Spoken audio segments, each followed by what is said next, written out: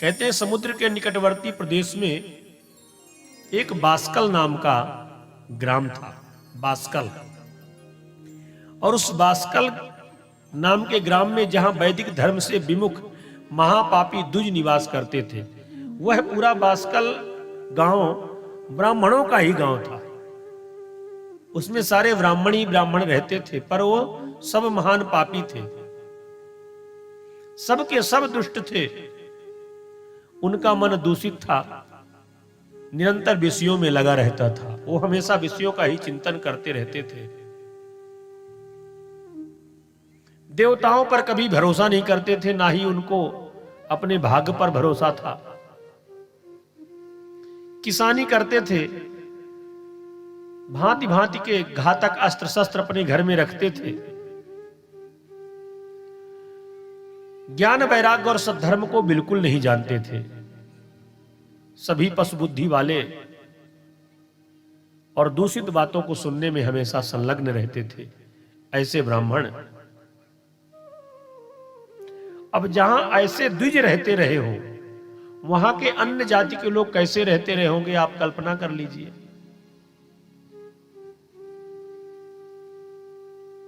इस प्रकार से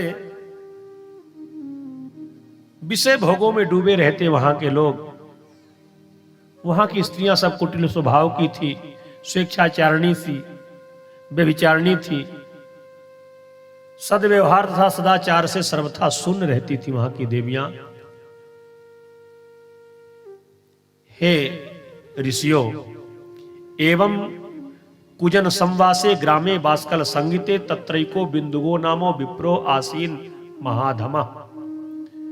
कुजनों के निवास स्थान उस बास्कल नामक ग्राम में किसी समय एक बिंदुक नामधारी ब्राह्मण रहता था।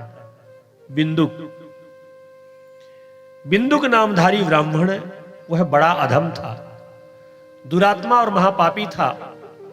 यद्यपि उसकी स्त्री बड़ी सदाचारिणी थी, बड़ी पतिव्रता थी, बड़ी सुंदर थी, पर वह बिंदुक नाम का ब्राह्मण निरंतर दुराचार में लीन रहता था, हमेशा कुमार्ग में चलता था। काम वासना से कलुषित चित्त वाला वह बिंदुक नाम का ब्राह्मण वैश्यागामी बन गया था। उस ब्राह्मण की पत्नी का नाम था चंचुला। और वह चंचुला सदा उत्तम धर्म का अनुसरण करती थी, व्रत करती थी, भगवान का भजन करती थी। ऐसे वह चंचुला नाम की पत्नी को छोड़ करके वह अधम ब्राह्मण एक वैश्या का पति बन गया। स्वपत्नीम चंचुला नामो हित्वा नित्यम सुधर्मणीम रेमे सा वैश्या दुष्टा स्मर बाण पीड़िता। काम से पीड़ित वह अधम ब्राह्मण वैश्या का पति बन गया और वैश्या के साथ रहते उसको बहुत दिन व्यतीत हो गए। उसकी पत्नी चंचुला युवा थी, सुंदर थी, काम से पीड़ित रहती थी।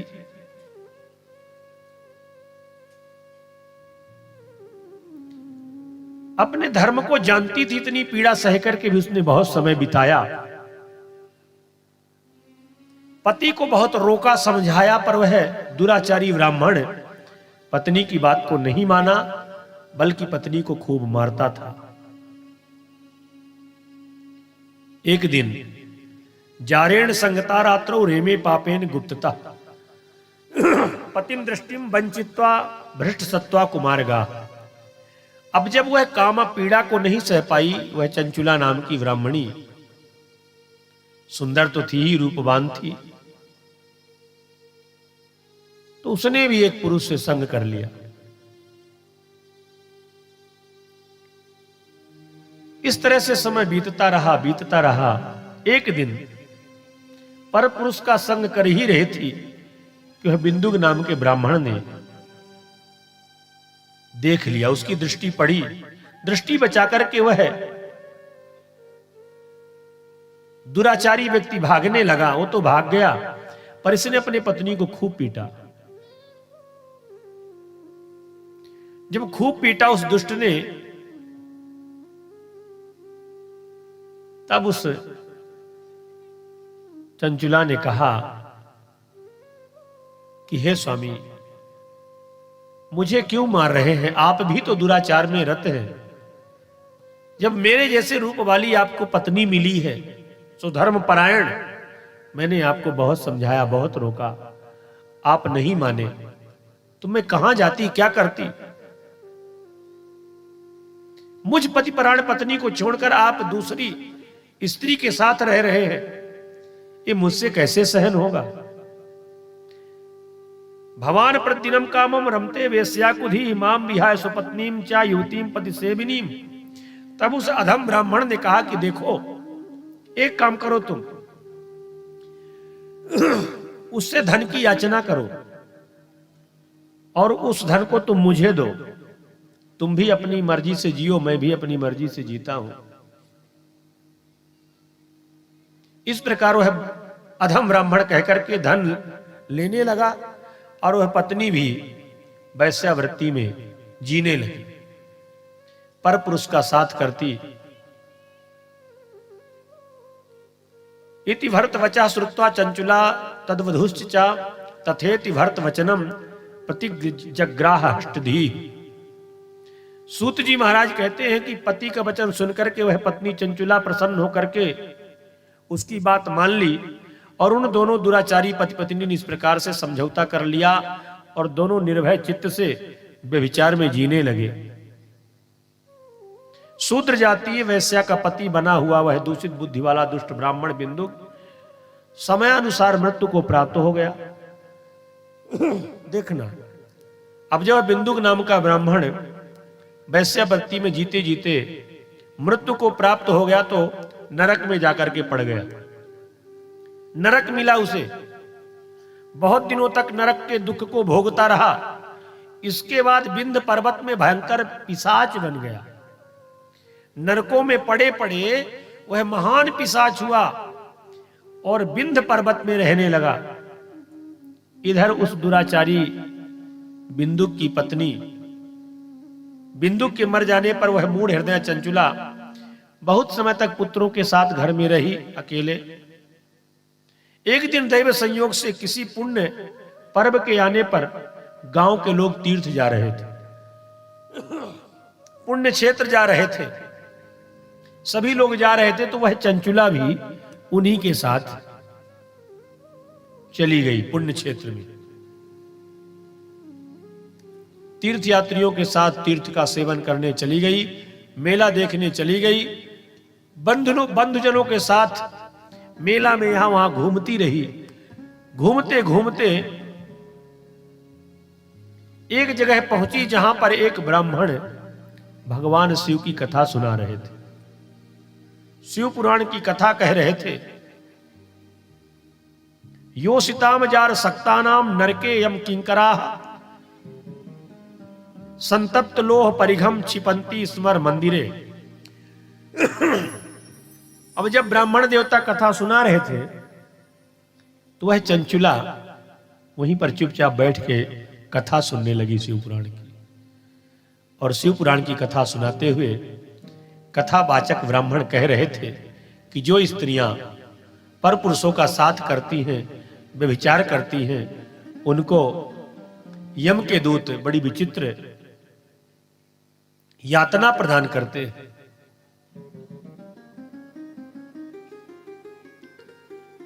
इतनी पीड़ा देते हैं कि वह स्त्री चिल्लाती है सूक्ष्म रूप धारण किए हुए।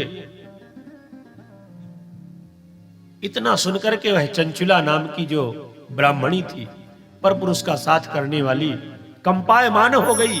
इति पौराणिके नोक्ता श्रुत्वा वैराग्य वर्धनीम कथा मासीत भवेद युगनाम चकंपे तत्र साचवई। इतनी यातना,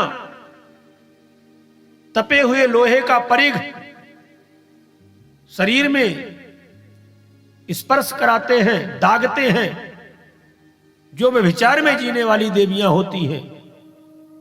चंचुला कांप गई, हे भगवान, मेरा जीवन तो सारा व्यभिचार में ही बीता। थर थर थर थर कांपने लगी, आंखों से आंसू बहने लगे, पश्चाताप करने लगी। और जब कथा समाप्त हुई, लोग वहां से बाहर चले गए, तब भयभीत नारी ने एकांत में जाकर के शिव पुराण सुनाने वाले पंडित जी के चरणों में प्रणाम करके कहने लगी, ब्राह्मण तुम शृणु सर्वत्या मजानंत्या सुधर्मकम श्रुत्वा मामुद्धरम स्वामीन कृपाम कृत्वा तुलामपि।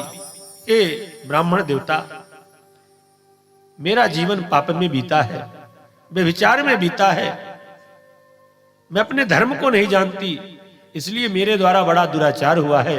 हे प्रभु, आपने जो कथा सुनाया है, इससे मेरा हृदय डरा हुआ है, आप मेरा उद्धार कीजिए।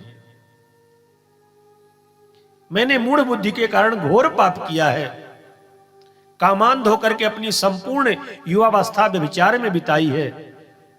आज वैराग्य रस से ओतप्रोत आपके इस प्रवचन को सुनकर के मेरे अंदर के नेत्र खुल गए, मेरे जीवन में बड़ा अपराध बना, इस संसार से वैराग्य हो गया। मैं कुत्सित विषयों में फंसी हुई हूं और अपने धर्म से विमुख हो गई हूं। थोड़े से सुख के लिए हमने अपने धर्म को बेच दिया, अपने शरीर को बेच दिया। इंसान थोड़े से सुख के लिए क्या क्या कर बैठता है, ये इंद्री की लोलुपता है। विषयों के भोग में सुख नहीं है, हम भोगों को नहीं भोगते, भोग हमें स्वयं भोग लेते हैं। इन वासनाओं की पूर्ति करते रहोगे ना, तो कभी भी मन तृप्त नहीं होगा, एक दिन आप चले जाओगे। ये तो विषय ऐसे हैं जैसे आप अग्नि में घी की आहुति डालो, तो घी की आहुति अग्नि में डालो तो अग्नि बुझेगी नहीं और बढ़ेगी। ठीक इसी प्रकार से वासनाएं हैं, ये जब इधर उधर जाएं, मन हमारा इधर उधर भटके, इनको दंडित करो, अपने आप को दंडित करो, इंद्रियों में संयम के कोड़े लगाओ। एक कथा शायद आपने सुनी होगी कि एक राजा के राज्य में एक बकरा था, और वो बकरा इतना भूखा रहता था कि दिन भर खिलाओ तब भी वो खाना बंद नहीं करता था। राजा को बड़ा आश्चर्य लगा, तो राजा ने घोषणा करवा दिया कि भाई जो इस बकरे का पेट भर देगा खिला पिला करके, उसको मनमांगा इनाम मिलेगा। बड़े बड़े लोग आते, उस बकरे को दिन भर चराते, और बकरे को चरा करके शाम को राजा के सामने खड़ा करते। राजा जब परीक्षण करता, हरी हरी घास डालता बकरा के सामने, तो बकरा का स्वभाव एक आध दो मुंह तो मार ही देता उसमें। जो दिन भर खाते रहते, नहीं कहते कि इसका मुंह बकरे जैसा चलता रहता है। अब ऐसी वृत्ति थी। राजा कहता कि भाई तुम कैसे इसका पेट भरकर लाए हो, तो ऐसे ही खा रहा है। सारे लोग परेशान, कोई भी उसके पेट को नहीं भर पाया। एक उसी नगर में महात्मा जी आए। महात्मा ने पूछा भाई किस बात की भीड़ है, लोगों ने बताया। तो महात्मा जी राजा के सामने गए, कहा राजा साहब यदि आपकी आज्ञा हो तो मैं इस बकरे का पेट भर लाऊं। कहा महाराज अच्छे अच्छे बकरी चराने वाले लोग इसका पेट तो भर नहीं पाए, तो आप कैसे भरोगे? कहा कि ये हमारा काम है, आप तो आदेश करिए। ठीक है ले जाइए। महात्मा जी ले गए, हरी हरी मुसेल में छोड़ दिया, और जैसे बकरा उस घास को चरने लगा तो एक छड़ी मुंह के पास दिया तेज से। बकरा चौंक के उतनी दूर खड़ा हुआ, फिर धीरे से थोड़ी देर में जैसे तैसे हिम्मत जुटाया, पुनः घास की ओर बढ़ा, और जैसे मुंह घास में लगाया वैसे एक सटाका फिर दिया, और जैसे सटाक से मारते बकरा चौंक के उतनी दूर जाता। पूरा दिन यही किया, ज्यों घास में मुंह लगाए एक छड़ी खींच के। शाम के समय में लेकर के पहुंचे, राजा के सामने छोड़ दिया। लीजिए महाराज कर लीजिए परीक्षण। भर लाए पेट? बिल्कुल आप परीक्षण कर लीजिए। अरे कहा बड़े अजीब महात्मा हो, इसका पेट बिल्कुल चिपका हुआ है। और कह रहे हो परीक्षण कर लीजिए। कहा आप देख लीजिए ना, पेट मत देखिए, आप घास डाल के देखिए।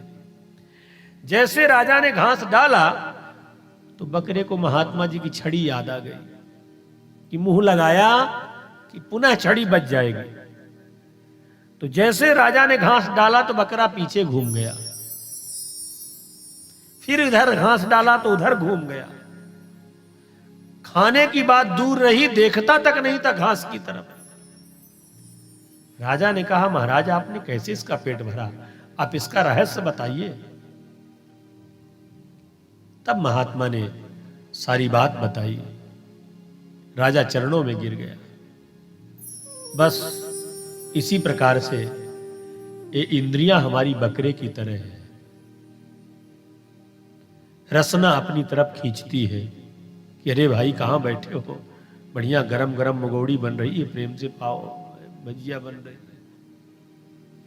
रसना अपना स्वाद लेना चाहती है, आंखें सुंदर दृश्य देखना चाहती हैं, कान सुंदर सुनना चाहते हैं, नासिका सुंदर खुशबू लेना चाहती है। हर इंद्रियां अपनी अपनी ओर खींचती हैं और एक इंद्री के बस में जीव होता है तो प्राण गंवा देता है। मछली में रसनेंद्री प्रबल होती है, जिह्वा का स्वाद जानती कि इस बर्रबे डोर में जो मांस का टुकड़ा लगाया गया है ये मेरे खाने के लिए नहीं, मुझे फंसाने के लिए। फिर भी वो जाती है स्वाद लेने के लिए और प्राणों को गंवा देती है। मृग के अंदर श्रवण शक्ति बड़ी प्रबल होती है। जब बहेलिया पकड़ता है तो बांसुरी बजाता है। कस्तूरी मृग के सामने बांसुरी बजाता है। मृग बांसुरी सुनने में इतना तन्मय हो जाता है कि अपने आप को भूल जाता है और सुनते सुनते वहीं गिर जाता है। कस्तूरी मृग के घुटने नहीं लचकते, फिर वो खड़ा नहीं हो पाता। पकड़ने वाला व्याध पकड़ लेता है। हाथी में स्पर्श शक्ति बड़ी प्रबल होती है, स्पर्श का प्रेमी होता है। जो पकड़ने वाले लोग होते हैं तो खाई खोद देते हैं, उसके ऊपर पतली पतली झाड़ियां डाल देते हैं और उस झाड़ी के ऊपर पुतला खड़ा कर देते हैं हथनी का। हाथी को छोड़ देते हैं। हाथी जाता है उस हथनी से स्पर्श करने के लिए, मिलने के लिए, और उसी गड्ढे में गिर जाता है।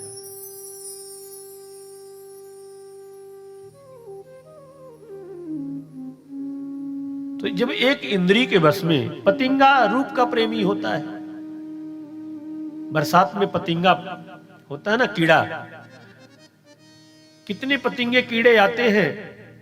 आपके घर में दीपक जलते हैं, दीपक की लौ से बड़ा प्रेम करता है, जाता है मिलने के लिए,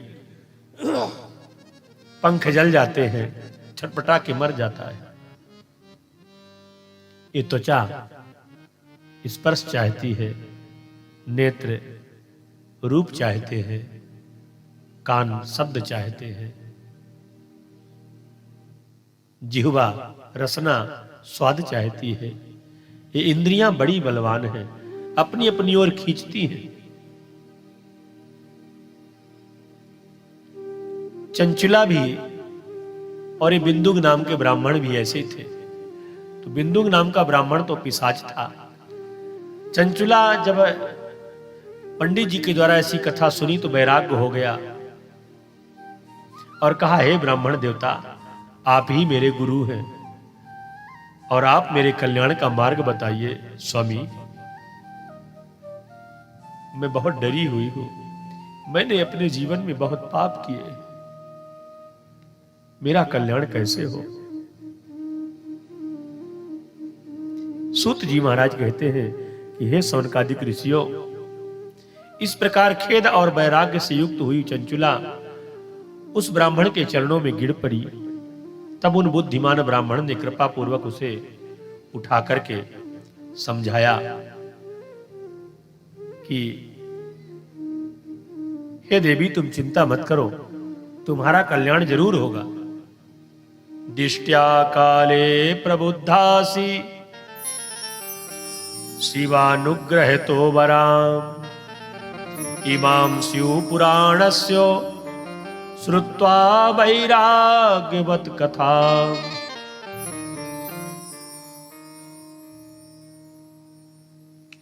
सौभाग्य की बात है, उस ब्राह्मण देवता ने कहा कि देवी, शिव पुराण की वैराग्य युक्त तुम कथा सुनोगे तो तुम्हारा कल्याण होगा, तुम डरो मत।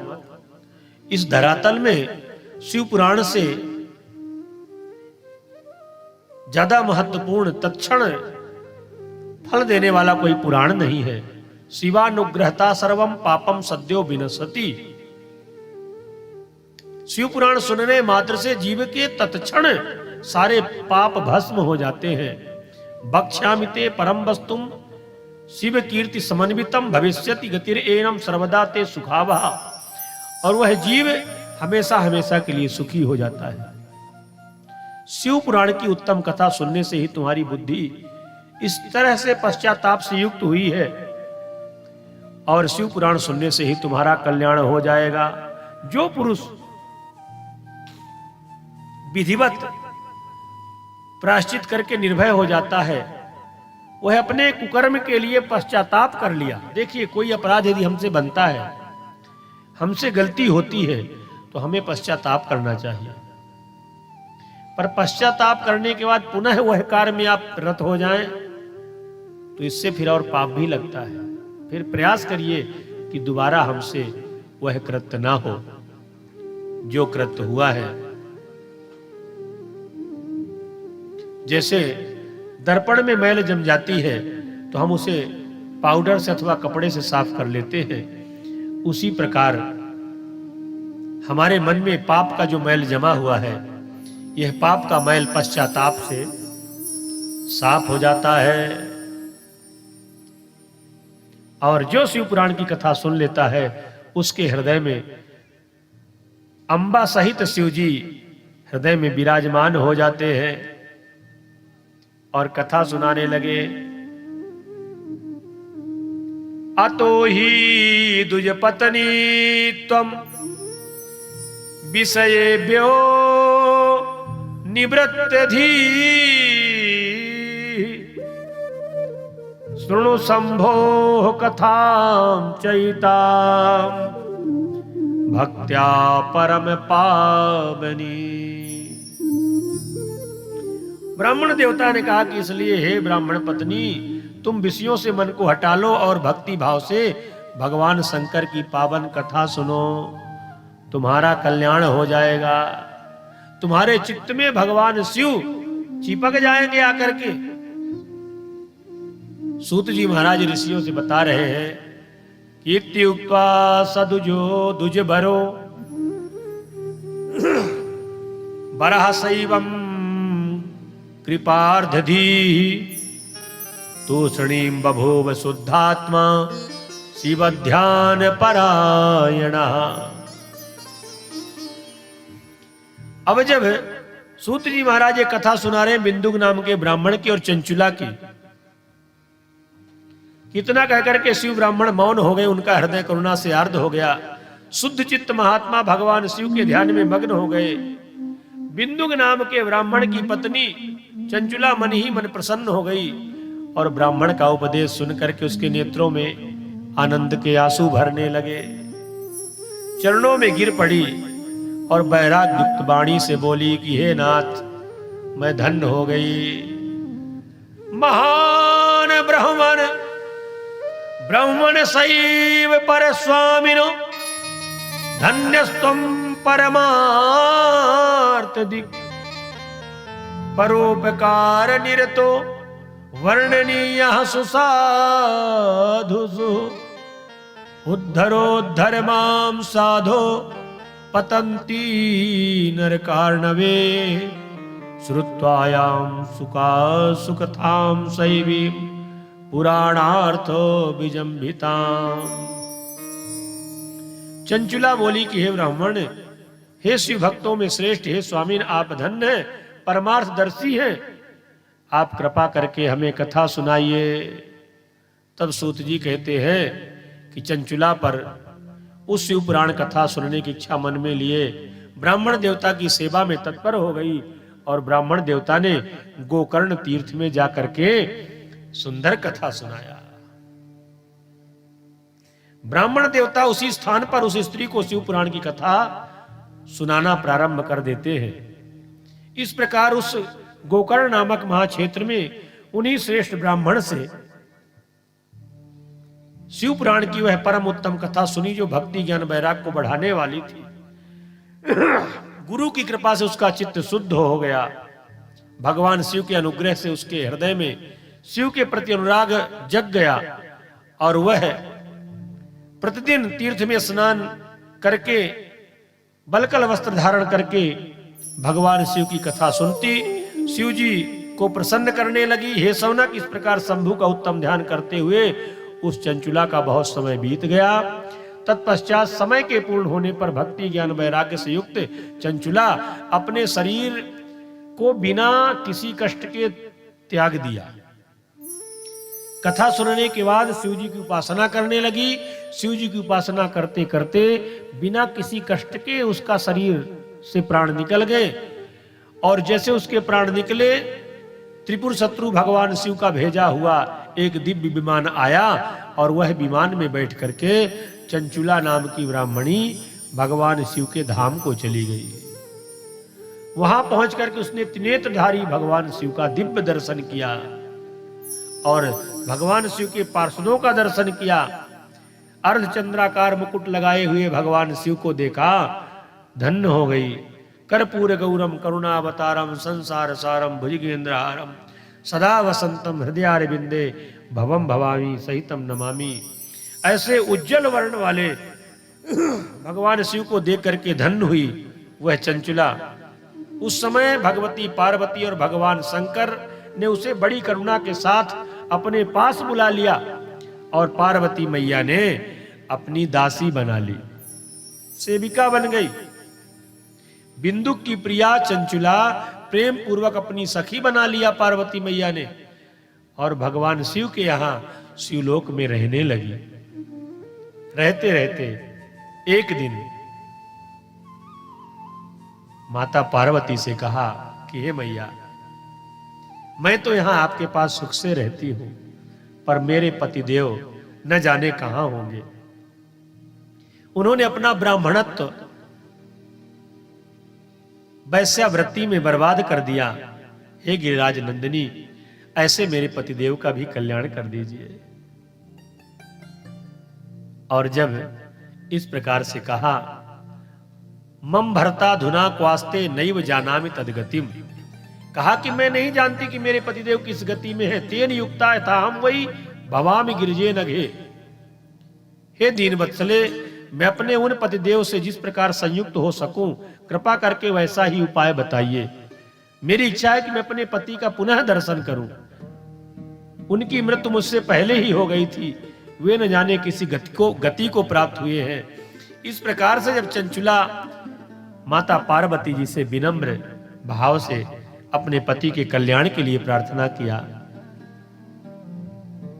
पार्वती ने अत्यंत प्रेम पूर्वक उस चंचुला से कहा, श्रुते भरता बिंदु गह्यो महापापी दुराशया वैश्या भोगी महामूढ़ो मृत्वा सा नरकम गता।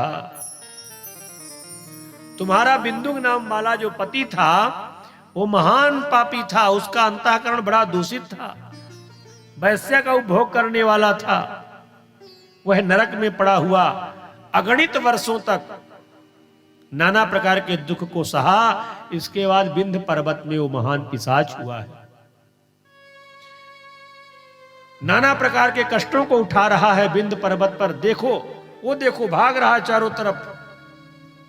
प्रेतात्मा को शांति नहीं मिलती, वह प्रेतात्मा भटकती रहती है, भागती रहती है चारों तरफ।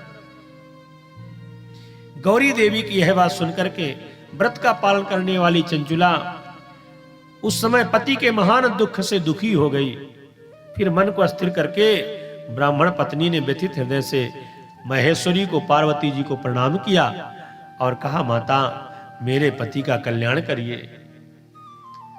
और जब बार बार प्रार्थना किया, पूर्व जन्म में वह पिशाच बिंदुक नाम का ब्राह्मण था, वह मेरी सखी चंचुला का पति था, परंतु वह दुष्ट वैश्यागामी हो गया था।